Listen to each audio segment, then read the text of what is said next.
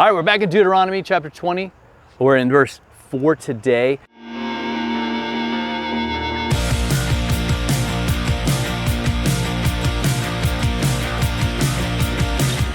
That's right. We're in Deuteronomy 20, and that's our verse 4 is our thing. The band, the song, is a band called Fireflight, a song called Stay Close. The video is super cool, a lot of imagery of, again, struggle, temptation, dealing with stuff. That seems to be the encouraging thing that God is trying to let us know this week, that He's with us in that. The song, Stay Close.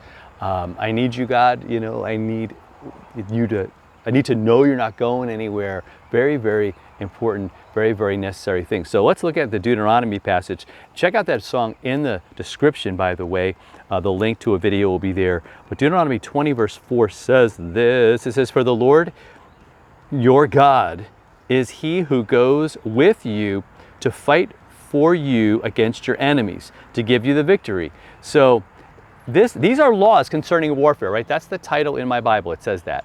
And what it's trying to say is this is how you deal with enemies, and how you deal like if there's a warfare situation. He's like, you know that God goes with you. You know that He is the one who gives you the victory. He's the one, that is the everything.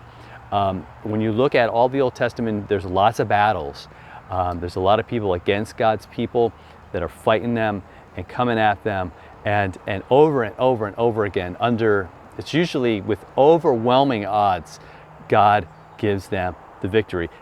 In fact, God makes it abundantly clear that it's not human effort or cunning or anything else that has won this, but it's God in His strength. And that's what Deuteronomy is trying to say. This is the mindset. Before you do any strategy, before you pick up a single weapon, know that He's the one that's going to give you the victory. Because if there's a war worth fighting, it's going to be for what's right and for what God is doing. And especially back in the Old Testament, that's what it was about. It wasn't like God's people were picking fights.